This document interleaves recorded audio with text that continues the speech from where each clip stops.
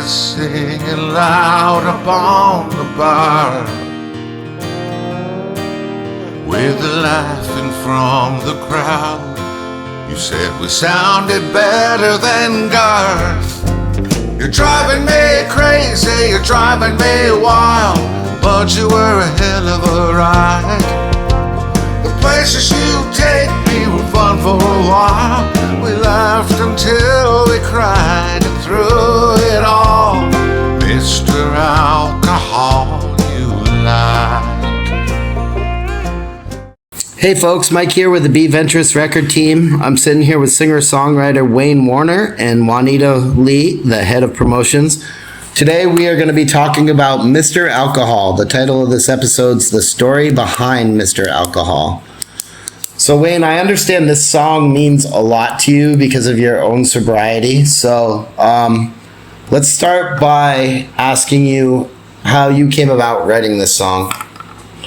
I've been really fortunate in the last 5 or 6 years to be producing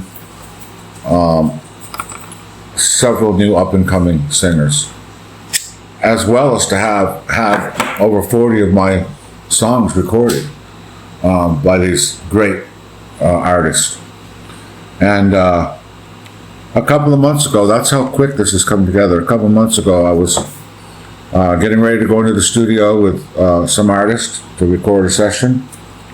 And you mentioned my sobriety. It's something I'm proud to talk about.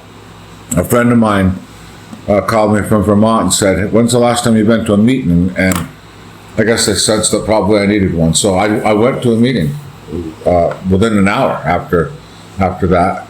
And as soon as we left that meeting, I got that line, "Through it all, Mr. Alcohol."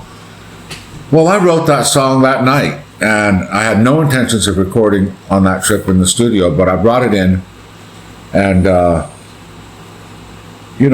can't talk about Mr. Alcohol without talking about my faith, and I feel like it's a fun message in there that I'd like to think is not preachy, but makes a point.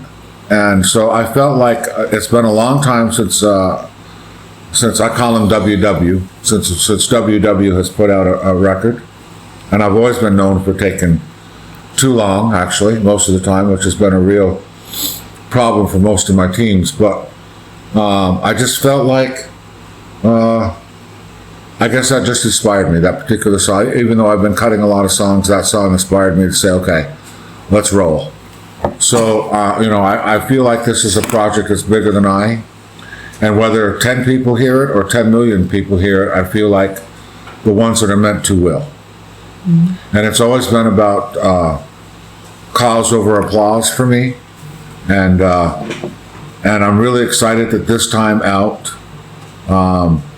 it's hard over chart. I've spent so much of my career chasing the next level on the next number on the chart, and that's not what it's about this time around. And I'm going to do the music that I like to do, and I'm hoping that it connects with the right audience, and we're having fun, and I'm going to try to make it this way this time around, because I think the other couple times around things were kind of a blur.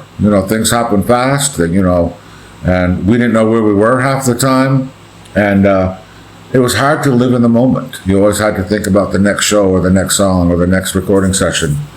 And I've really been militant about not running over our headlights this time around. So you said something interesting to me. When I first listened to Mr. Alcohol, I said, wow, this is really upbeat and catchy. And you told me, yeah, but it's not a drinking song. Could you just explain what you meant by that a little bit, and maybe talk a little bit about your own battle with alcoholism and your road to sobriety? Well, I think everyone's journey into alcoholism is probably the same. We all have to find out if hell has a cellar.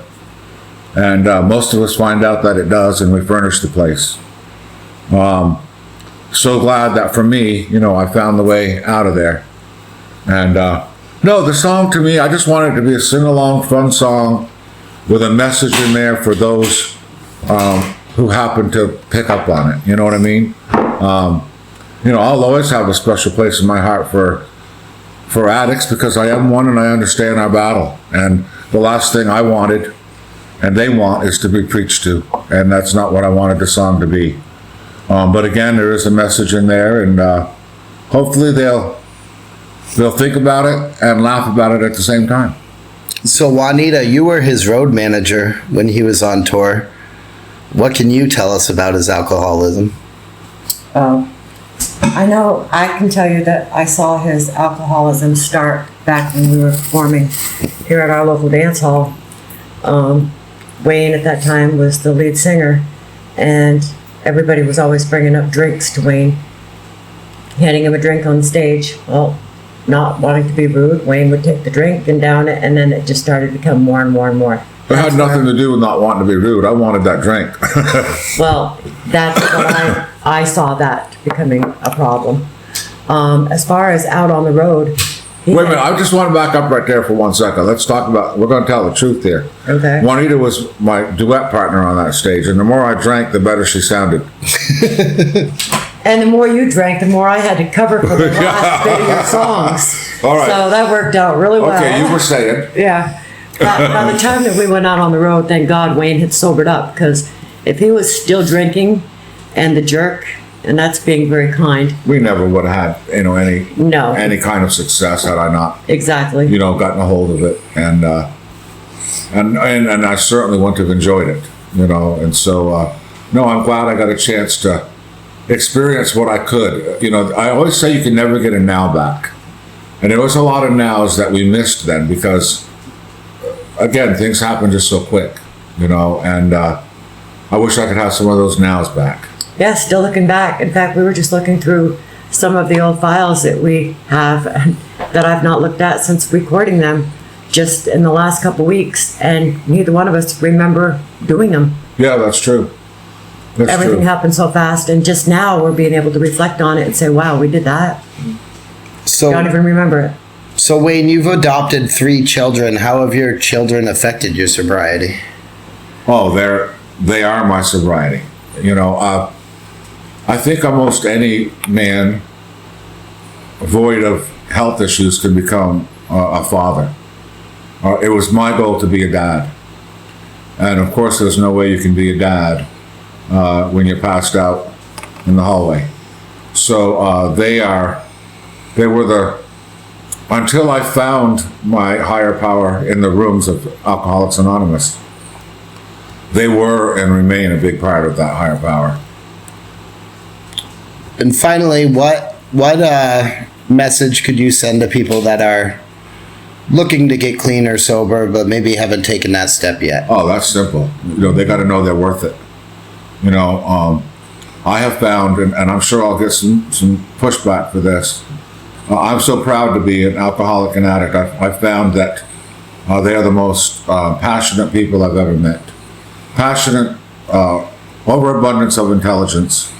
And I'm so proud to be, a sober addict and alcoholic. I'm proud to be among those amazing people, and I understand their battle.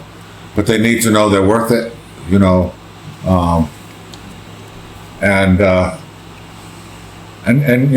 get a hold of it, because life's too short. Excellent. Thank you, Wayne. Mr. Alcohol drops on August 1st on all streaming platforms. So go ahead and give it a listen. It's really an awesome song. Driving me crazy, you're driving me wild, but you were a hell of a ride. Saying things I never tell, skinny dipping in wishing well you said it'd be alright. Through it all, Mr. Alcohol, you lied.